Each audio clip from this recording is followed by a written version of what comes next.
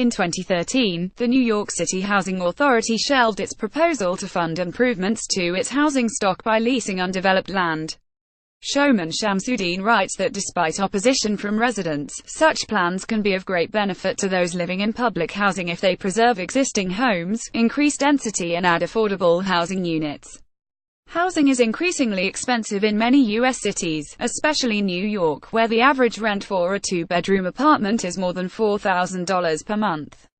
For more than 80 years, public housing has provided affordable shelter for low-income New Yorkers, but the combination of aging buildings, declines in funding, unfulfilled repair orders, and questionable fiscal management have raised questions about the future of the projects. When the New York City Housing Authority (NYCHA) proposed to fund needed building improvements in 2013 by leasing its undeveloped land, residents criticized the plan and it was shelved. What happened? Let's re-examine the plan in context. NYCHA manages a massive operation, nearly 2,500 buildings with 175,000 apartments, or 1 out of every 11 apartments in the city. It is the landlord for almost 400,000 people, which is approximately the population size of Miami. But the Housing Authority faces severe financial pressures.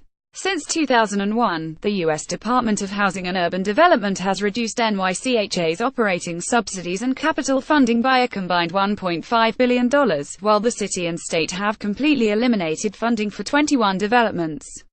As of 2015, unmet capital needs, for example, repairing roofs, upgrading heating and ventilation systems, and replacing elevators, were projected to exceed $13 billion. To address the funding shortfall, NYCHA proposed to offer 99-year ground leases on land parcels in selected public housing sites to private developers for residential construction.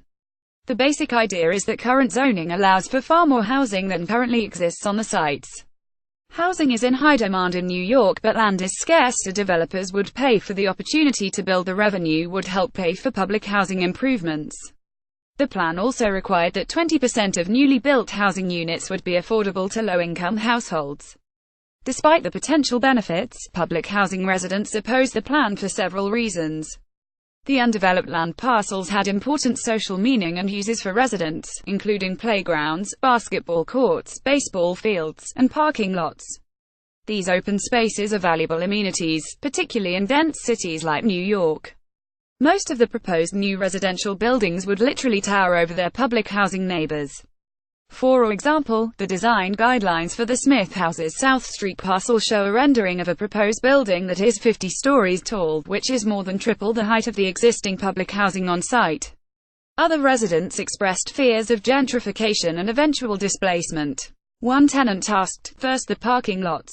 What's next? Where will the poor go?" Officials also framed the plan in financial terms, which suggested NYCHA was primarily concerned with funding and fiscal deficits, while resident needs were a secondary consideration.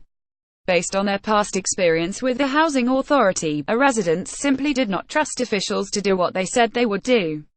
However, the plan also featured some interesting and unconventional ideas for reimagining public housing. First, the plan would preserve every public housing unit on site, in contrast with a steady decline in the overall number of public housing units around the country due to demolition and redevelopment.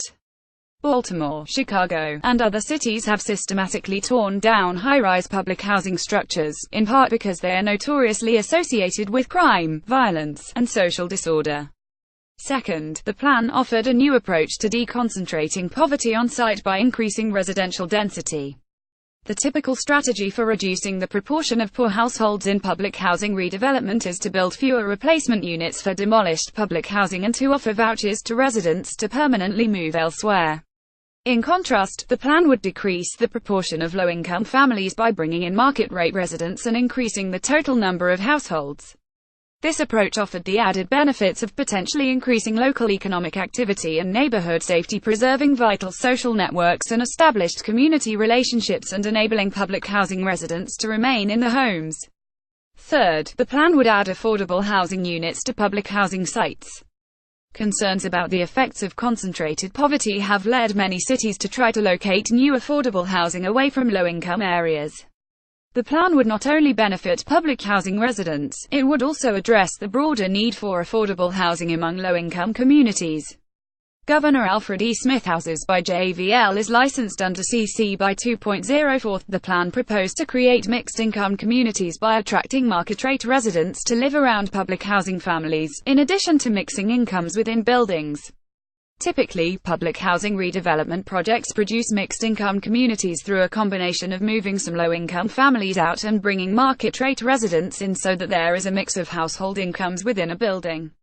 The plan envisioned mixed-income communities on a larger scale by constructing market-rate housing so that there is also a mix of household incomes between buildings. This is similar to the standard process of housing development in New York and elsewhere, except that market-rate housing would be located on the same site as existing public housing. Bringing in more market-rate residents could improve the quality of local goods and services, but the siting of the new buildings could contribute to low-income residents becoming more isolated from other households. Although the initial plan was cancelled, it was successful in shifting the conversation from if public housing land will be developed to how it will be developed. The latest proposal introduced by Mayor Bill de Blasio calls for engaging residents in a plan to build more affordable housing for low-income families. The plan, named Next Generation NYCHA, takes additional housing development on public housing land as a given while changing the proportion of units to be 100% affordable in some locations and up to 50% affordable and 50% market rate in others. This balance may be more politically palatable to affordable housing advocates, but it remains to be seen if developers will find it financially appealing and if it can generate enough revenue to address NYCHA's fiscal deficits. In any event, the Housing Authority needs to regain residents' trust because failing to reinvest in public housing could be too costly for everyone. Please read our comments policy before commenting. Note this article gives the views of the authors, and not the position of USAPP American Politics and Policy, nor of the London School of Economics. Shortened URL for this post http bit.ly2zjo6que blank ___ about the author Shoman Shamsuddin, Tufts University. Shoman Shamsuddin is assistant professor of social policy at Tufts University.